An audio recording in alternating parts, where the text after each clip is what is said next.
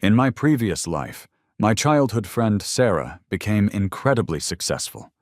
She helped her high school boyfriend, Mark, become a famous celebrity, and she despised me for it. "Who asked you to interfere?"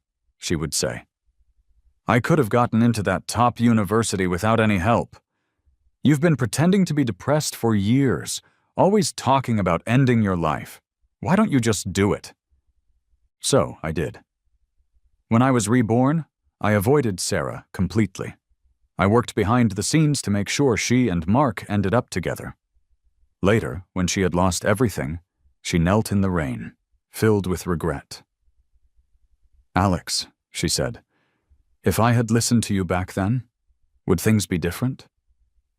I opened my umbrella and walked past her, leaving her drenched and miserable without feeling any pity. "You told me to stay out of it," I reminded her. "I did. Why are you regretting it now?" The feeling of falling, the sharp pain in my body, the taste of blood in my mouth, it all came back to me. In my last moments, I thought I saw the heartbroken expressions on my parents' faces. Then, the darkness was replaced by a sudden brightness. "Alex, apologize," someone said.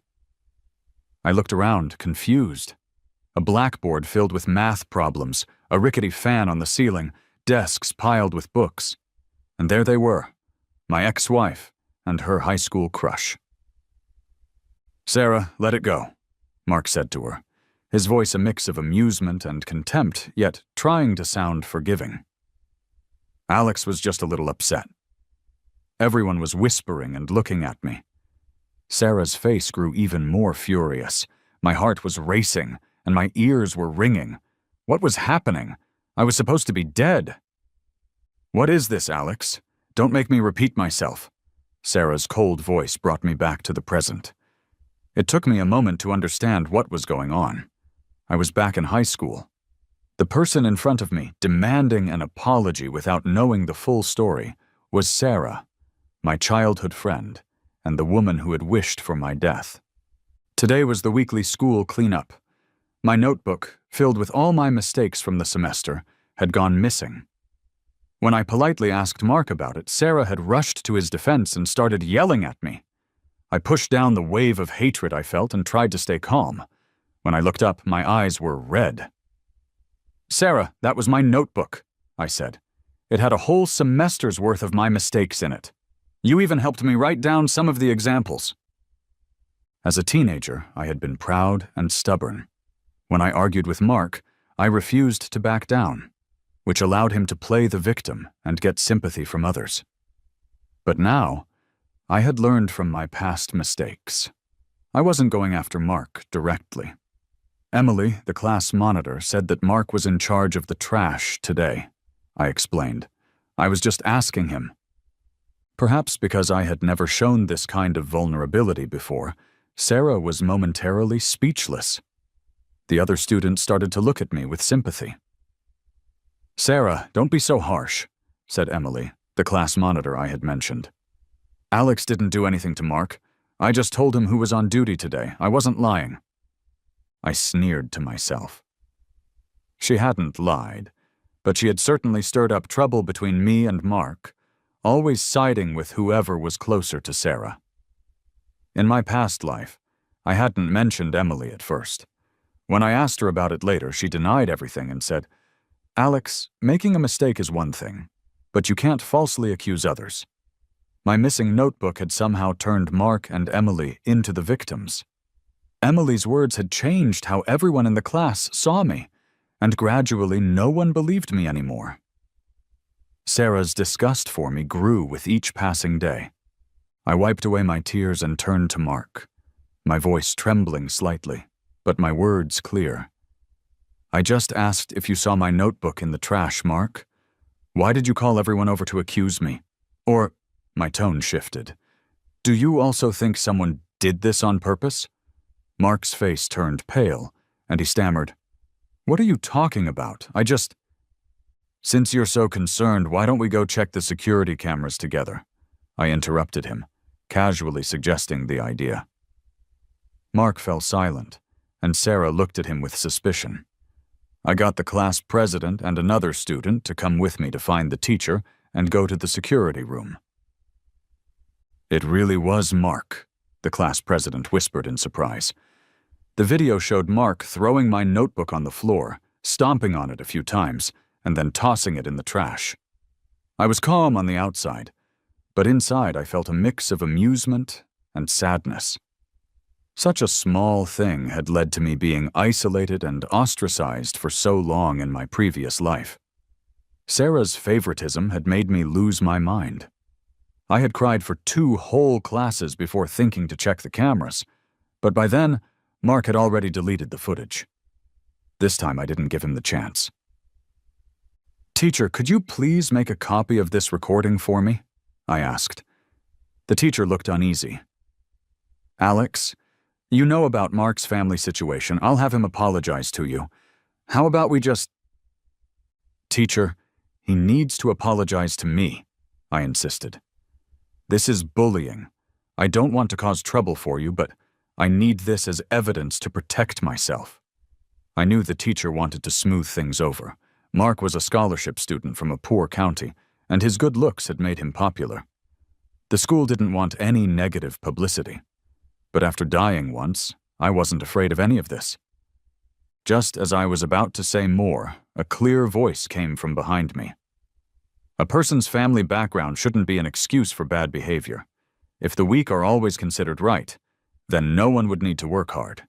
We could all just compete to see who is more miserable." Everyone turned to see a graceful and intelligent-looking girl with a calm smile. "Sorry, teacher. I couldn't help but overhear," she said, holding up her phone to show she had recorded the video. "It's Laura, our class valedictorian." The other student's eyes lit up. Of course I knew who she was. Her name was always at the top of the list in every exam. The teacher finally gave in, copied the recording for me, and made Mark apologize in front of the whole class. Mark kept saying he didn't do it on purpose, but no one believed him. Amid the surprised gasps of the class and Sarah's shocked face, I calmly accepted his apology, one that I had been waiting for since my past life. "Mark, you owe me this," I thought to myself. "Don't cry yet. The real show is just beginning." The bell rang, and I grabbed my backpack and ran home, ignoring Sarah's calls. Standing at my front door, my heart was pounding, but I was afraid to open it. The hatred I felt for Sarah and Mark was matched only by the guilt and regret I felt for my parents. I was terrified that this was all just a hallucination before death.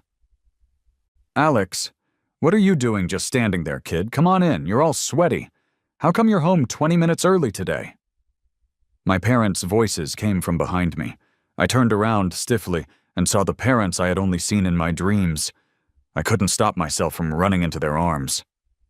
That night I snuck out of my room and stood outside my parents' door, listening to the sound of their steady breathing.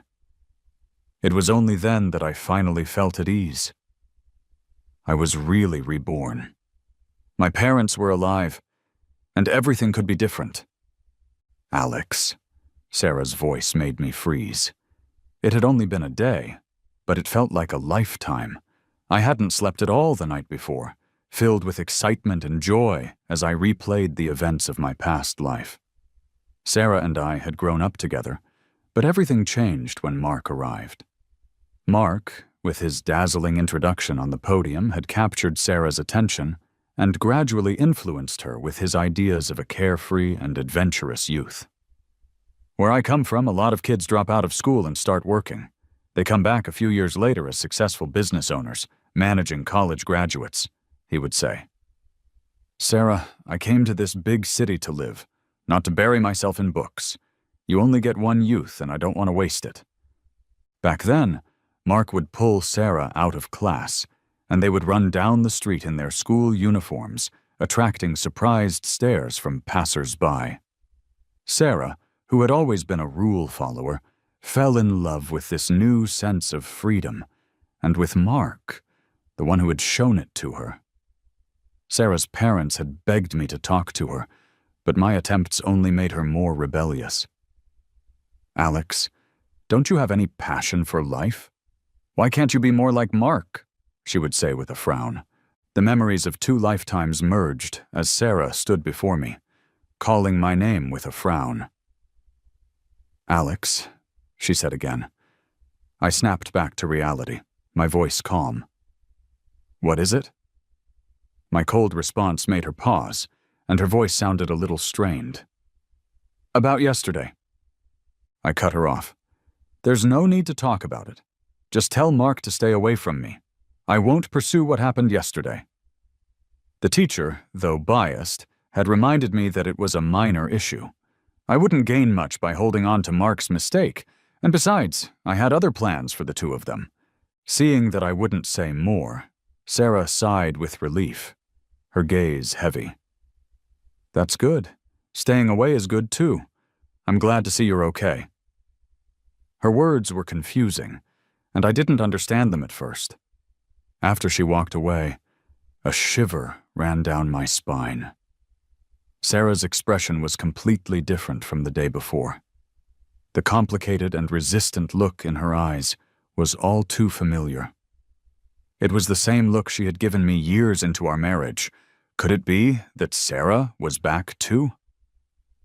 "Students participating in the competition, please pay attention," the teacher announced. "There are only a few days left. This could be your chance to secure a guaranteed admission spot, so you must take this opportunity seriously." The teacher looked at Sarah, but she sat there calmly, showing no reaction. A small smile appeared on my face. Now I was certain. Sarah had also returned to this world. At this time in my past life, I was worried about the changes in Sarah and the distance growing between us. I still didn't understand the conflict between living a passionate youth and studying hard. Then, Sarah caused more trouble. She wanted to drop out of the academic competition, a competition where she had a high chance of getting a guaranteed admission. The teachers all tried to convince her not to be so impulsive. Sarah's parents were frantic. In the restroom, I overheard Mark bragging, "This is an agreement between me and Sarah. On the day of the competition, she and another girl, Ivy, will be off campus, proving in their own ways who loves me more." Ivy was a well-known troublemaker from a nearby school. I didn't know how Mark had gotten her attention, and I understood even less why Sarah would give up the competition to prove her unconventional love, or to leave a dramatic mark on her youth. Such ideas were beyond me. Out of our long friendship, I told Sarah's parents what I had heard. I never imagined it would ruin my life. On the day of the competition, Sarah's parents called the police, who broke up the gathering of troublemakers and forced Sarah to take part in the competition. Ivy held a grudge against me and often attacked me on my way home from school. My parents, worried for my safety, started driving me to and from school every day. But one rainy night before the college entrance exams, they died in a car accident. I fell into a deep depression after my parents' death, couldn't take the exams, and tried to end my life several times. Sarah's mother felt incredibly guilty and forced Sarah to break up with Mark and marry me after college. Meanwhile, Sarah got into a top university with her competition results and, during her graduate studies, co-developed a groundbreaking drug, becoming known as a genius biologist with a bright future. I lived in a daze, indifferent to everything, until the day Sarah came home drunk, stared at me, and shattered the fragile peace between us. It was only then that I realized my kindness had earned me years of her resentment. Mark had entered the entertainment industry, and Sarah had used all her connections and money to make him famous, only to find out he was marrying an actress. "Sarah, it's a shame you're already married. We were never meant to be," he had told her. She grabbed my hair, pushed me to the ground, and screamed, "Who asked you to interfere? I could have gotten into that university without the competition, and Mark wouldn't have left me. You've been faking depression for years, always threatening to die. Wasn't it enough that you got your parents killed? You had to drag me down with you for a lifetime. Alex, why don't you just die already?" I had been numb for years, and her curses didn't affect me. But the words, "got your parents killed," broke through all my defenses. I couldn't bear the weight anymore and jumped from the roof. Before I fell, I thought I heard Sarah's heartbreaking scream. Maybe she didn't really want me to die. Maybe she was just afraid of being implicated. But in this life, just as in my past one, I had no time or need to figure out her thoughts. After what happened yesterday, the students had all seen Mark for who he really was, and Sarah was no exception. Yet she still chose to repeat her past mistakes, determined to give up the guaranteed admission and pursue her romance with Mark. Although I didn't know why she had been reborn, it didn't stop my hand from trembling with excitement as I held my pen. "Come on, my arrogant ex-wife," I thought. "I know you better than you know yourself. You will experience every bit of the pain I went through. Alex, I'm still worried. Please keep an eye on Sarah at school. If she skips class again, you have to tell me." Sarah's mother's request was the same as in my past life. I smiled and agreed, but my eyes were cold. In reality, I didn't say a word. I even helped cover for her and Mark. "Alex, I feel like you've changed." Sarah often came to talk to me these days. Since I no longer lectured her about Mark, she was more willing to open up to me. I kept my head down, focusing on my work. "Really? You're very perceptive then." "But I can't quite figure out what's different," she said. My lowered eyes were filled with coldness. "Thanks to you, in my past life, I was mentally unstable. You've probably forgotten what a normal me is like."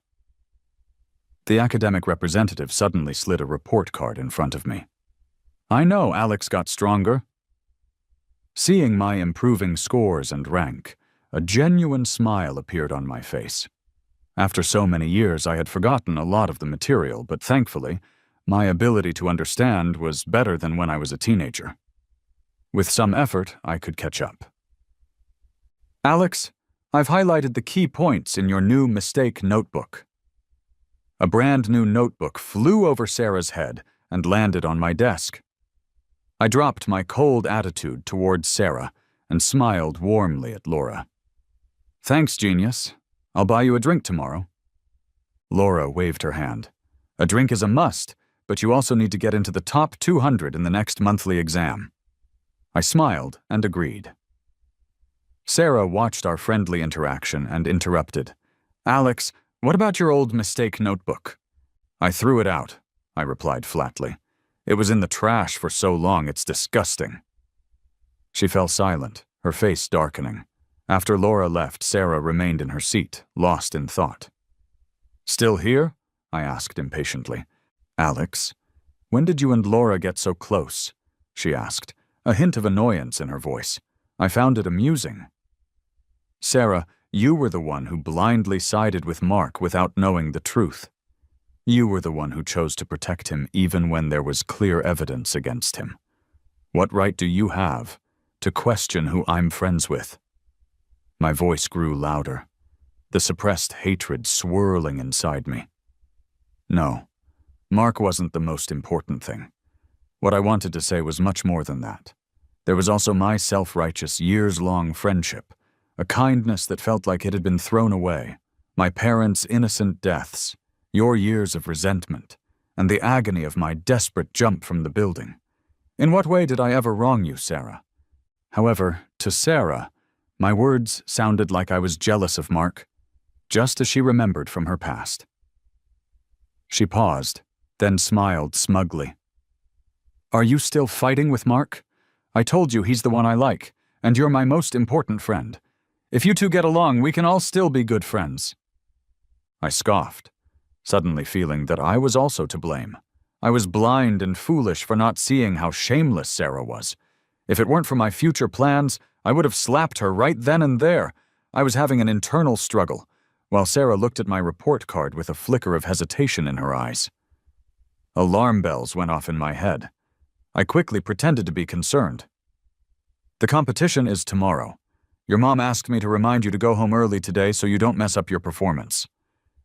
As I expected, as soon as I said that, Sarah's brow furrowed with irritation. I know, mind your own business. I nodded with satisfaction. Indeed, it wasn't my business. I couldn't wait for you to get exactly what you wished for. A few days later, the competition results were announced, and the classroom was buzzing. No way, Sarah didn't even take the competition. I heard she got into a fight with some troublemaker from another school for Mark. I saw the video. Mark was so moved he cried and hugged Sarah, saying she was the one who loved him most. Wow, people are so different.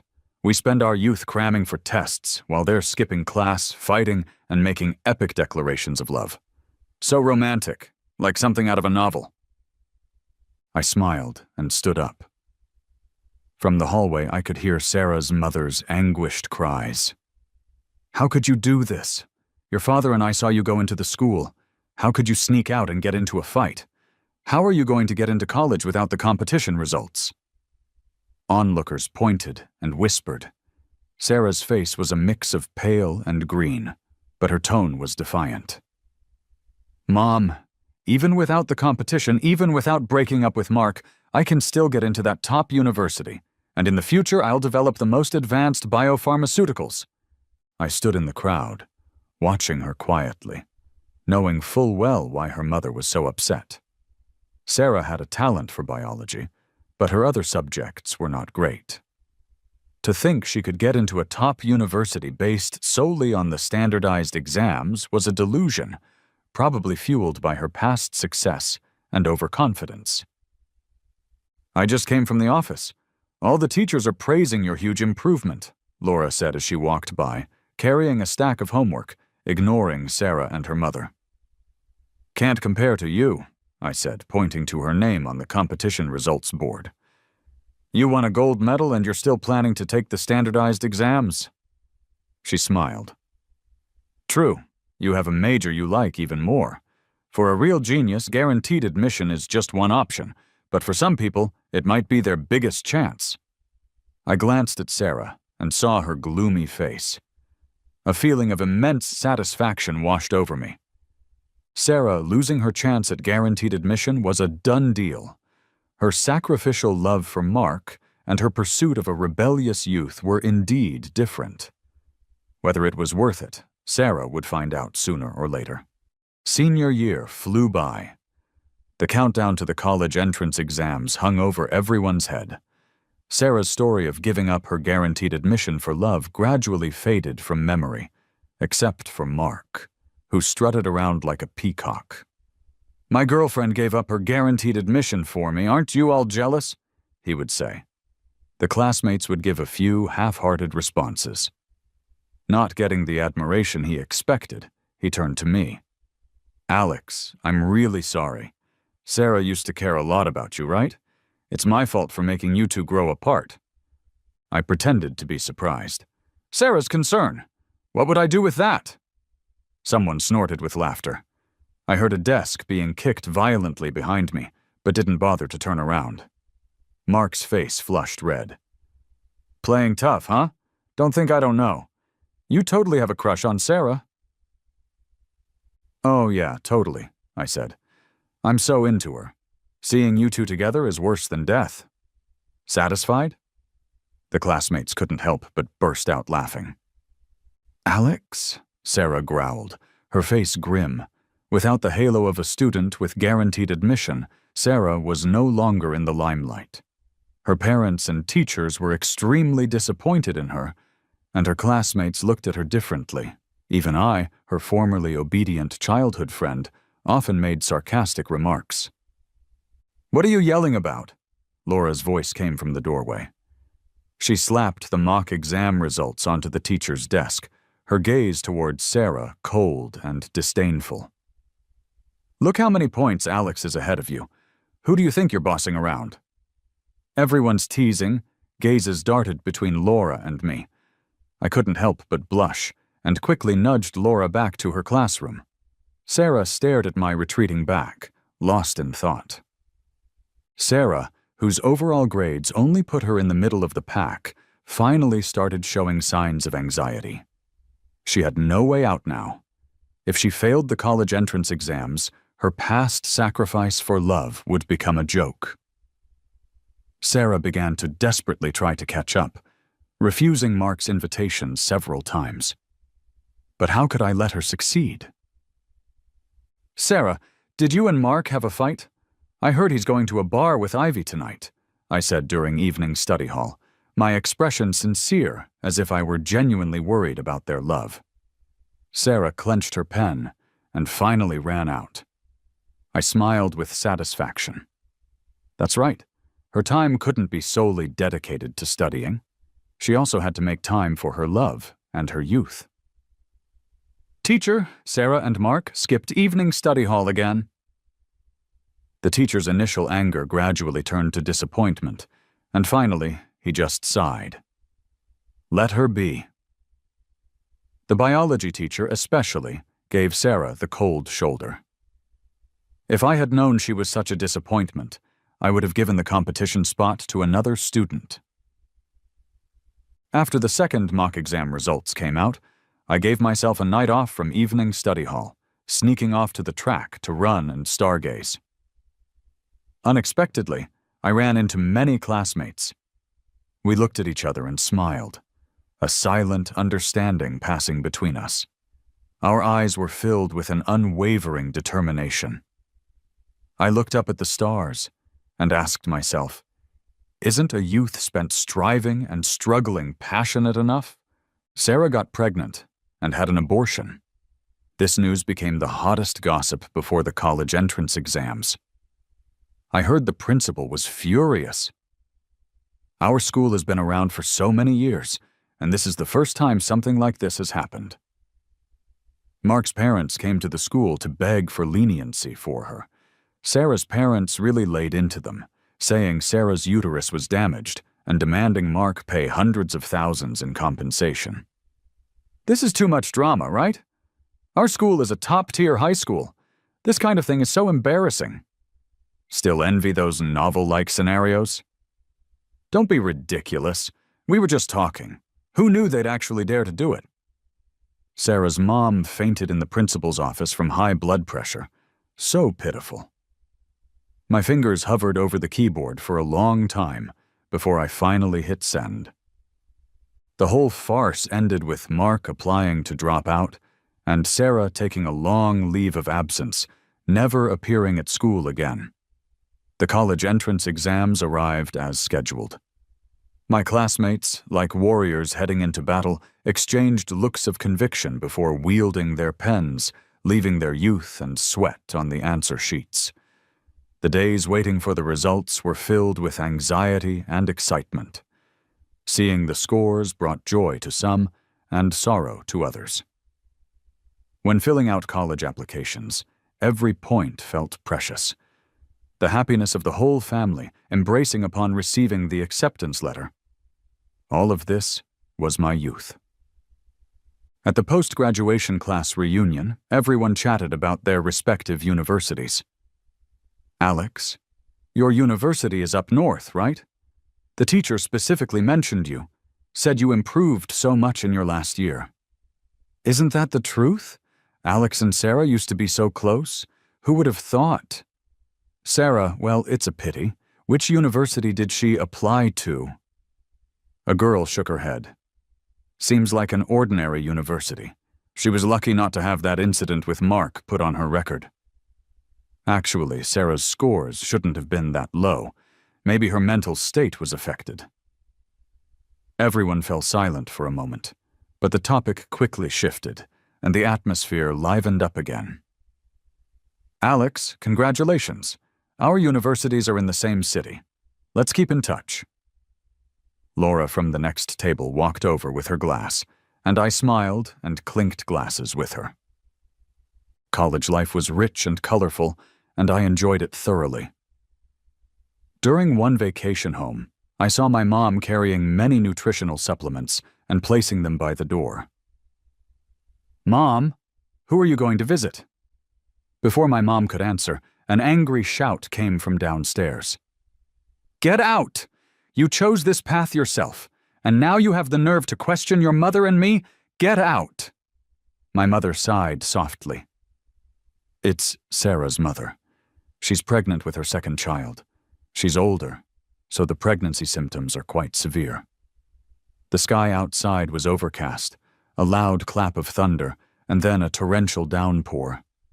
I stood by the window and saw Sarah kneeling on the ground, her eyes empty, her luggage thrown out of the house by her angry father. Sarah's mother has had a hard life too. Sarah had such a bright future. Who knew things would turn out like this? I looked away and said playfully, "My dear mother, your son is right here, and you're still worrying about other people's children. I'm going to get jealous." "You silly child, always talking nonsense." Mom smiled and patted my head, no longer sad about Sarah. Perhaps because everyone was on vacation, the high school alumni group chat was buzzing with gossip again. "You all know, right? Our campus heartthrob Mark tried to become an influencer through live streaming a while back. Just as he gained some followers, he was exposed for being a kept man, a home wrecker. The original partner showed up and slapped him around, apparently disfiguring his face. I heard Sarah introduced him to the live streaming company, spent money on connections to get him packaged. She even used her tuition money on him. But then he turned around and dumped Sarah. Sarah's parents are furious with her, threatening to disown her. I don't know if Sarah snapped or something, but she keeps saying she still has a chance, wants to develop some drug. Doesn't she see what kind of university she's at? They don't even have a lab. What research is she going to do? Dream on. I searched for Mark online, and sure enough, one expose after another popped up. I silently registered an account, posted the video of Mark intentionally throwing away my mistake notebook back then, as well as the story of his and Sarah's abortion and dropout, then promptly deleted the account. Grabbing an umbrella, I went downstairs. Sarah was still kneeling in the rain, looking as pathetic as a stray dog. She saw me too and tried to straighten her back, attempting to hide her wretchedness. I held the umbrella over her head. This small gesture seemed to break her defenses. Sarah said hoarsely, "Alex, if I had listened to your advice back then, would things be different?" I moved the umbrella away, and in her confused gaze, a smile spread across my face. "You know very well how things would have ended, don't you? You told me to mind my own business, as you wished. Why the regret now?"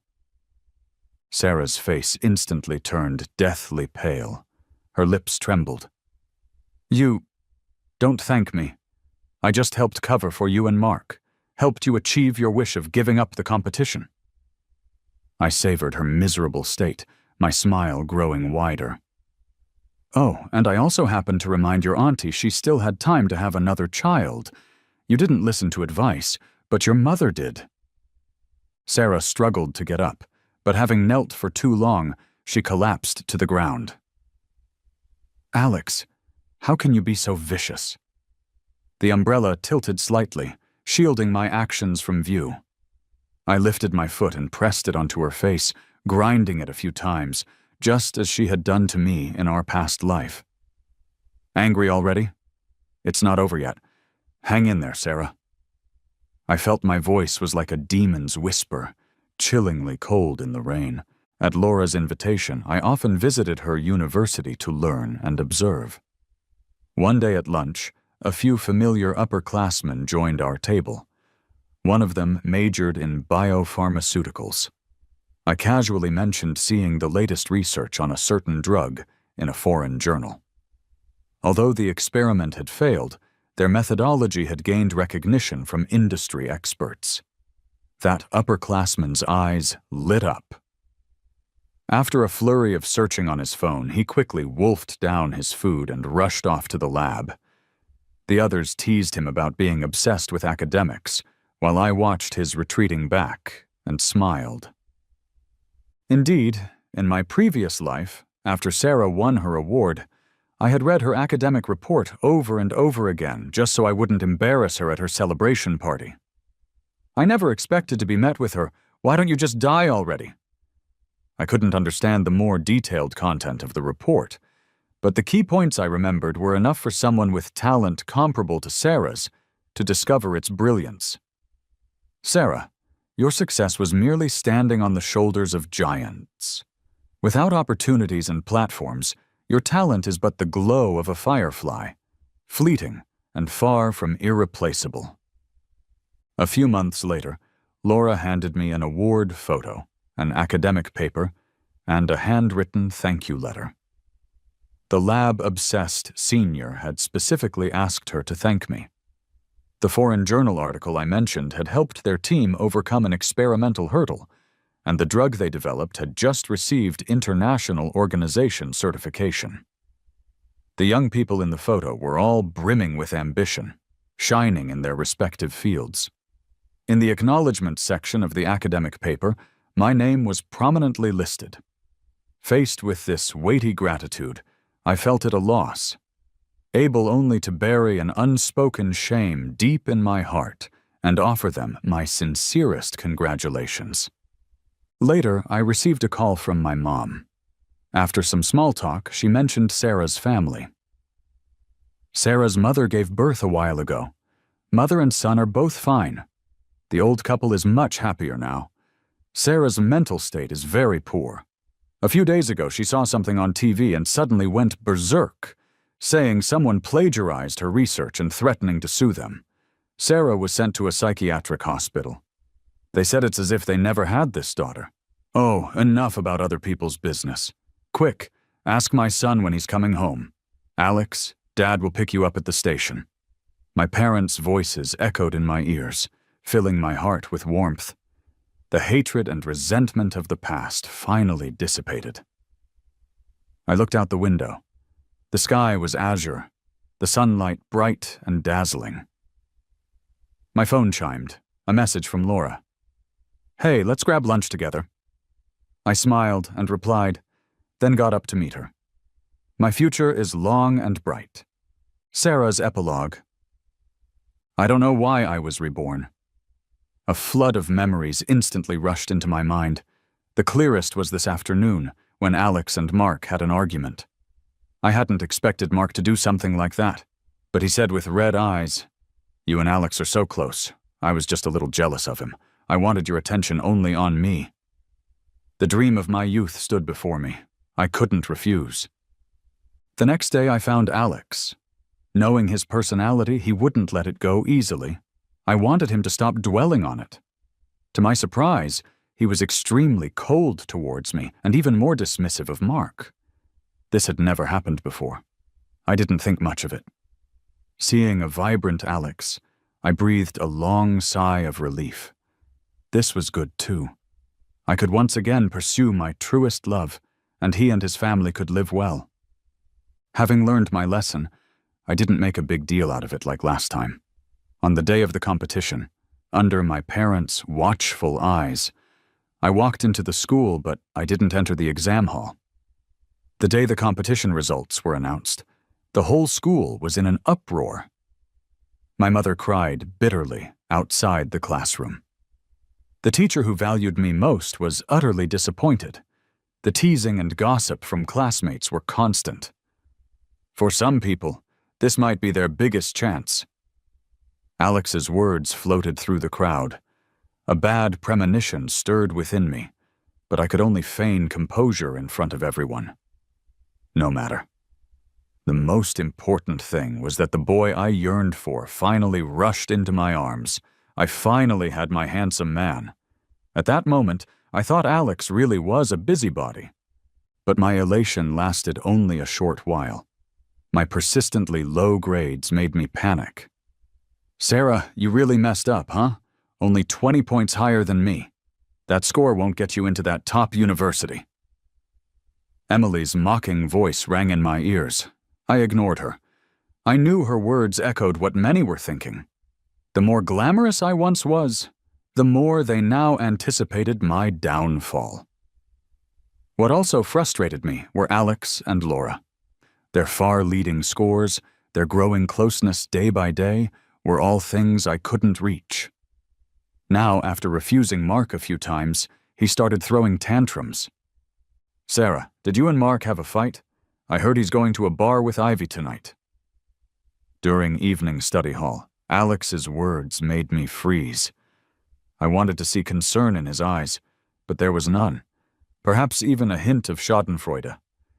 His gaze provoked me. I threw down my pen and went to find Mark.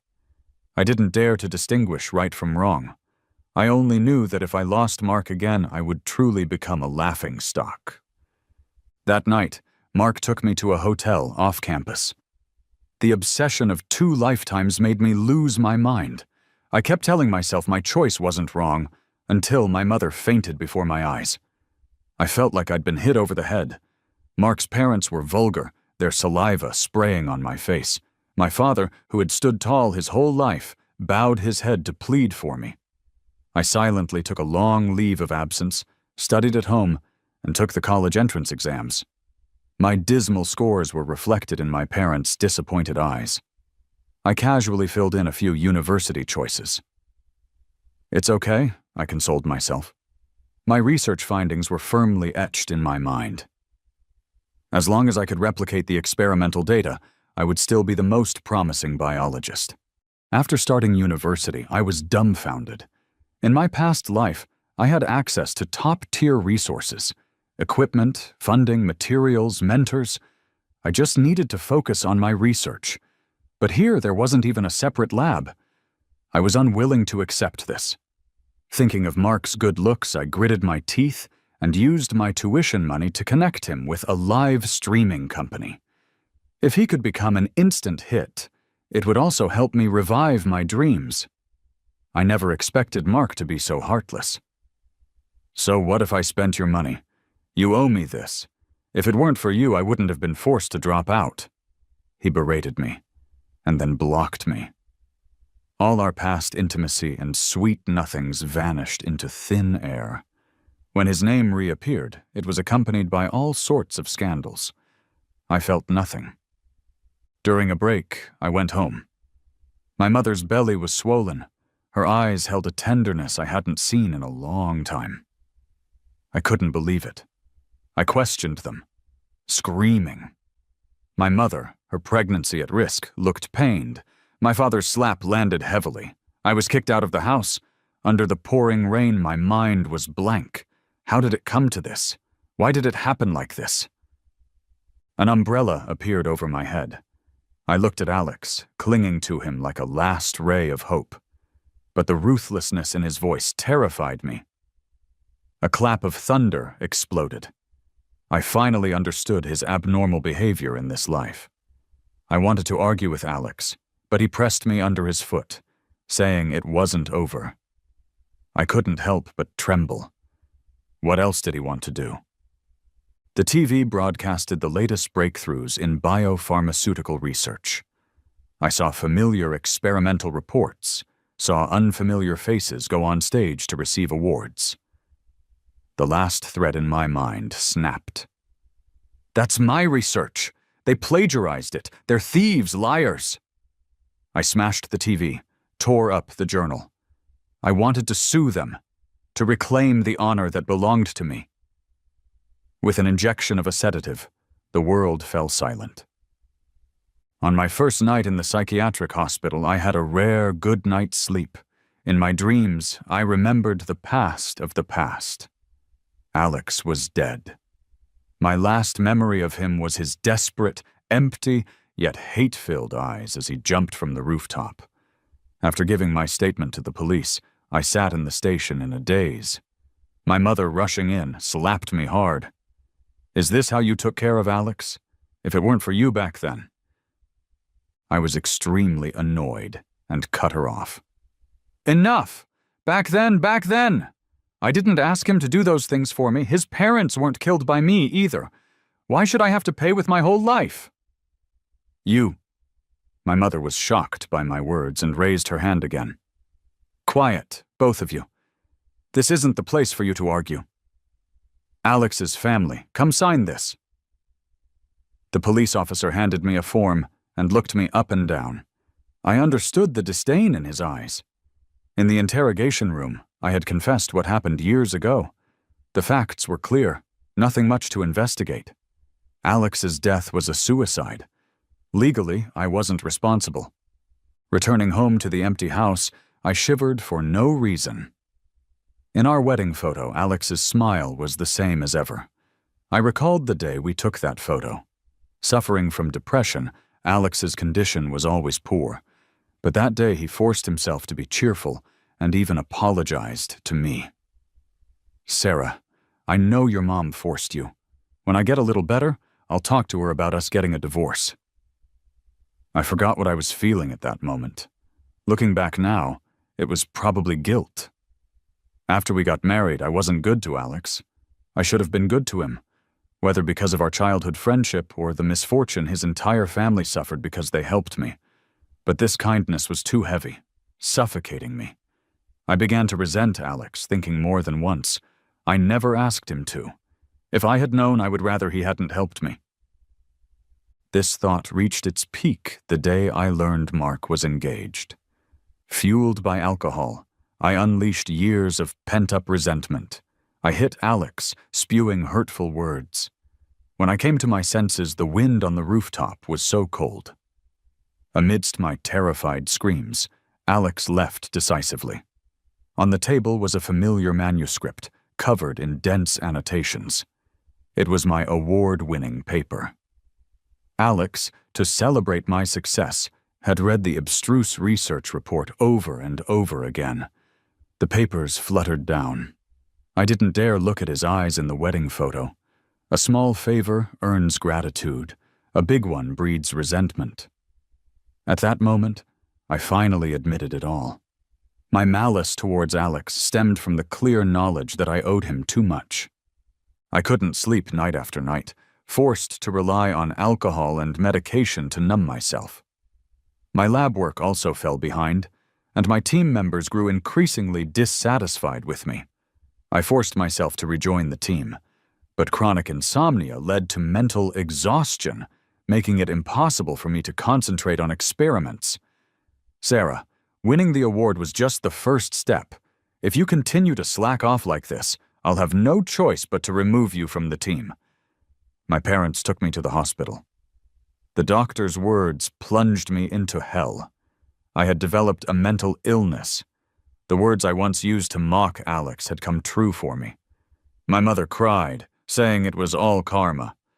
After a year of intermittent treatment, I pulled strings everywhere to return to the team, only to find that my position had long been filled by someone else. My career was ruined just as it had begun. That night I messaged Mark, explaining my situation. We had been in occasional contact over the past year. Without me to support him, he had gradually faded from the entertainment industry, and his engagement to the actress was never mentioned again.